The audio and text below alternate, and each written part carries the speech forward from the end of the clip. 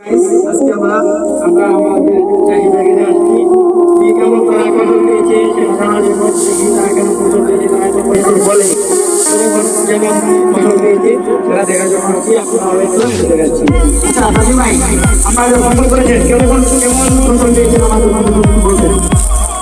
ভাই আমরা সারা বছর ধরে কষ্ট করি, কষ্ট করার পরে আমরা যা আমাদের খেতে যা ফসল আছে এগুলো নিয়ে আমরা যখন তুলি পরে নিই তারপর আমরা দাম দিই সব কষ্ট আমাদের যখন ফসল উঠে আমাদের মনটা খুশি হয়েছে, আমরা মধ্যবিত্ত হবে।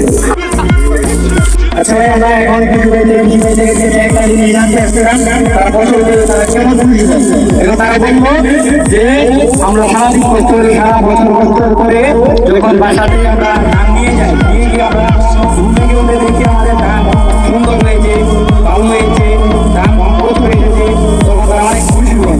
যেমন গর্ভবতী মহিলারা 10 মাস 10 দিন গর্ভবতী ধারণ করার পরে যখন বাচ্চা আসে বাচ্চা আসার পরে সেই গর্ভবতী মহিলারা মুখে যেমন হাসি থাকে তাদের সেম দাম তাদের ঘরে দেখলে তারপর সেই ফিলিংসটা আছে।